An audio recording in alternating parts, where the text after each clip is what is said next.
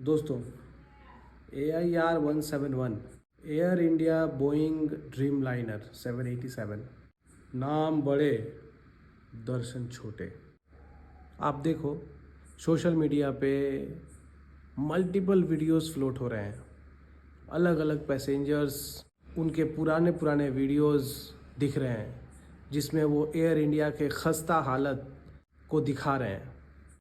Seat फटी हुई, गंदगी, water leakage, AC not working, इतनी बुरी हालत है।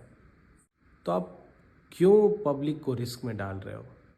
आपकी कंपनी पिछले कई सालों से लॉस में जा रही है। You can see the data. एक लॉस मेकिंग कंपनी पे आप कॉस्ट कटिंग के नाम पे लोगों की लाइफ के साथ खिलवाड़ कर रहे हो।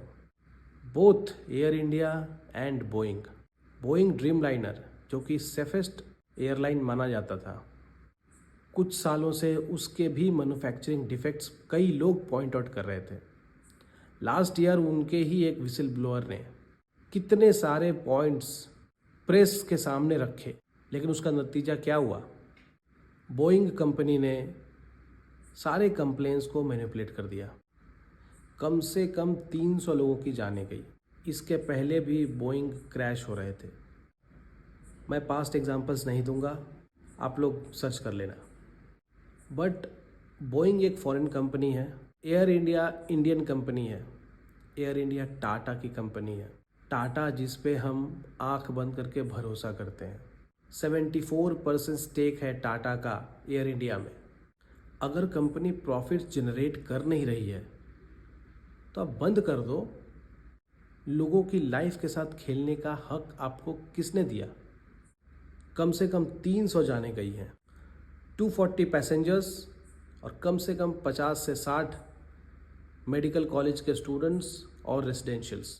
इसकी जिम्मेदारी लेगा कौन? किसी भी फ्लाइट के टेक ऑफ होने से पहले प्रायर इंस्पेक्शन की जाती है।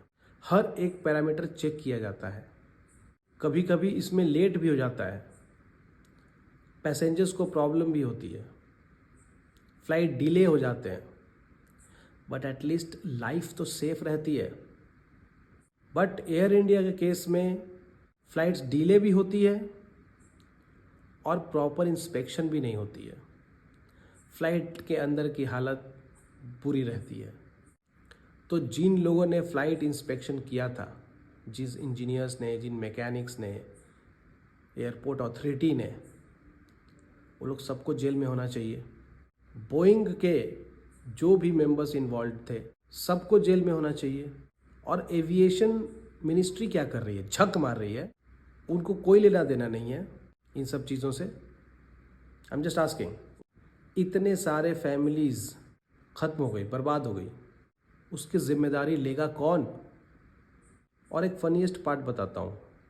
हमारी और आपकी सबकी फेवरेट आज तक की रिपोर्टर जो हैं, उनका बहुत पुराना वीडियो वायरल हुआ था, आप सबको याद होगा। डीमोनेटाइजेशन के टाइम पे 500 रुपीज़ के नोट्स पे चिप लगा है, जिससे कि ये 500 रुपीज़ कहाँ पे ज़मीन के अंदर भी है तो ट्रैक कर लेगी गवर्नमेंट। इस तरह का न्यूज़ फैलाया था इन मैडम ने। वो जा कर के क्रैश साइट पे, जहाँ सारी पब्लिक जल के मर गई, वहाँ एक गीता नहीं जली, उसका न्यूज़ बना रही हैं। सच रेडिकुलस रिपोर्टिंग। फिर कुछ लोग हैं जो कुरान दिखा रहे हैं, कुरान नहीं जली। What the hell is this happening? लोग मर गए, उसमें डिवाइन पावर नहीं है। बुक नहीं जली, उसमें डिवाइन पावर है। इंसानों की जान से ज़्यादा कीमती किताब है। Can you imagine?